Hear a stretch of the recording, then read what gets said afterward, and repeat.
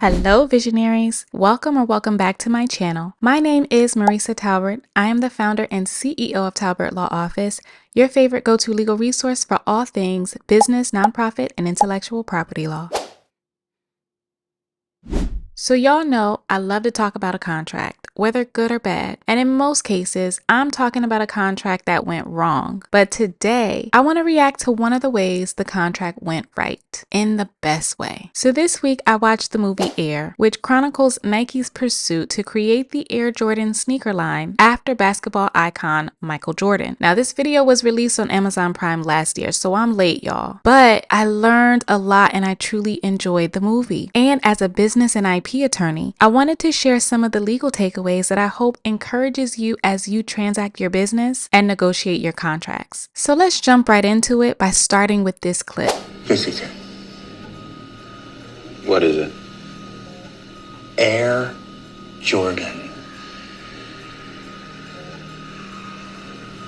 That's perfect. All right, so number one, let's talk about publicity rights and the use of Michael Jordan's image, then all the rest.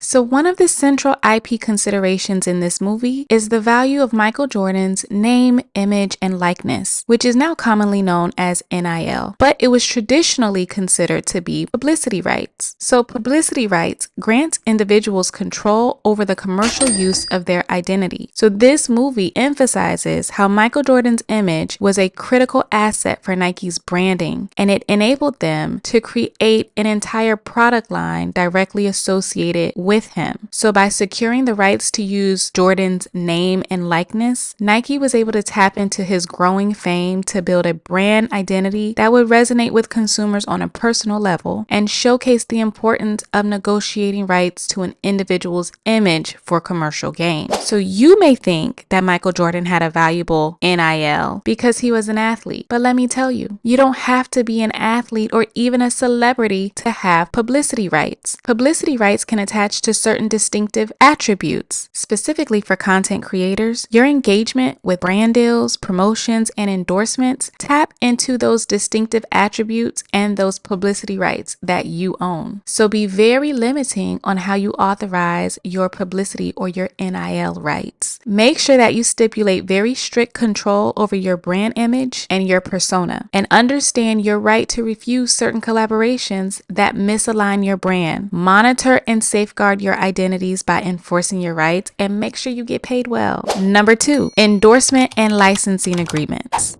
Now, I have personally told you before that every contract is negotiable, and this movie explores that negotiation process, and I just absolutely love it. Check out this clip. Michael will accept the $250,000 salary guaranteed, and the shoe will be named for Michael and our family. What? Yes. Really? Mr. Vaccaro, don't sound so surprised. No, great decision. You're not going to regret it, and I can give you my personal guarantee. I'm not finished. No, yeah, excuse me, sorry, go ahead. Now, we are willing to accept the deal and commit right away, but with one minor provision. Name it? It's nothing really. It's so obvious that its omission, I assume, from the term sheet was a clerical error. I'm sure it was. Michael will get a percentage of the revenue of the sale of each shoe that is sold. Bam! Did you hear that? Now, I have two videos that explain licensing agreements and how to structure your royalty payments. I'll link them in the description box, but you should definitely watch both of those videos if you need a deeper dive into understanding how licensing works. Now, the encouraging fact is that at the time of this negotiation, Michael Jordan was only a rookie player, which means he was in his first year in the NBA. He was hitting some great stats, and he had also won Rookie of the Year, but he was not the championship winner that we know him to be today. Why do I mention this? Because during this negotiation, Michael Jordan had a track record, but he still had a lot to prove. So this is why Nike was only seeking to secure an exclusive endorsement deal with Michael Jordan, but through his mother, he was able to negotiate much more than that. Check out this clip. I'm sorry? Not all Nike shoes, just the ones with his name on them. Oh, Mrs. Jordan, so that's not how the business works at all. I mean, I understand the assumption, but what the athletes get a licensing fee. In this case, obviously, a groundbreaking fee, but they don't actually participate in the gross sales of the shoe. I mean, because Nike's a public company, so that they can't. That would disrupt the industry, and they wouldn't. There's a whole other set of economics around this. It's very complicated. Yeah, I'm sure it's quite complicated. But this way it's cleaner because and the family knows exactly what's going to come in every year. Well, that's not his concern. Do you hear all these doggone excuses? It's complicated. This way is cleaner. Blah, blah, blah, blah, blah. Don't let them give you those whack excuses. It's not about what you deserve. It's about what you negotiate. And sometimes you have to be willing to walk away from the deal. Simple as that. His name is on that shoe. He will win championships, multiple championships, final MVPs. I know my son. All-Star selection, All-Star MVP, Defensive Player of the Year. Now I'm going to put it to you plain once again. Michael will get $250,000 and a Mercedes-Benz that will be forgotten in a year. But he gets a piece of the revenue of the shoe and all future Air Jordan shoes. A shoe is just a shoe until my son steps into it.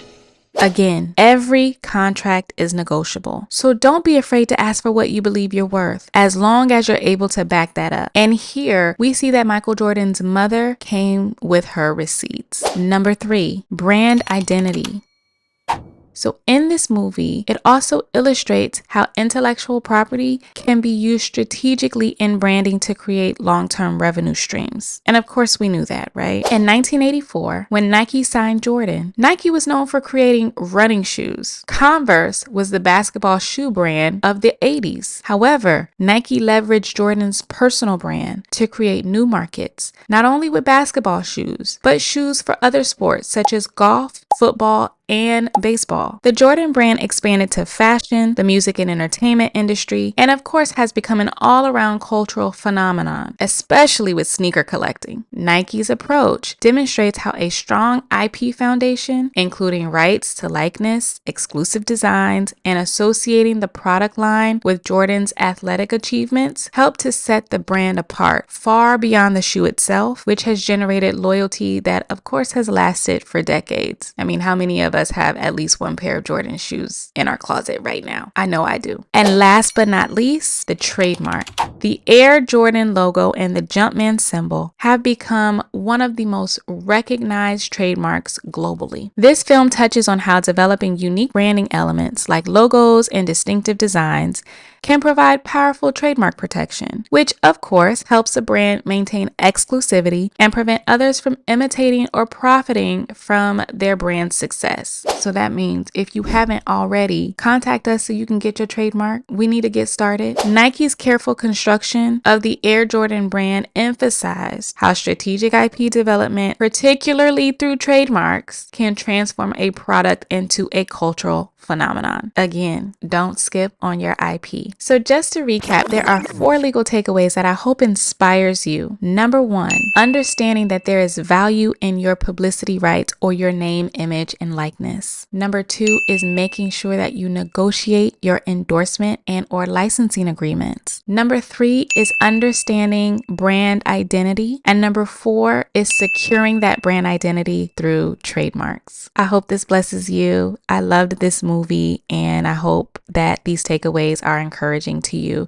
All right, with that being said, I want to give a shout out to Regal Shaman at Reggie Stokes 728, Life Force Battery, Charlton Singleton at Chalky52, G Rojas at G Rojas 6410, and Deidre Allen at Deidre Allen 7021. Thank you so much for giving me your feedback in the comments, and thank you for supporting the channel. Don't forget to subscribe if you haven't already. Leave me your feedback in the comments. And as always, this is Talbert Law Office, your favorite go-to legal resource for all things business, nonprofit, and intellectual property law. I'll see you in the next video.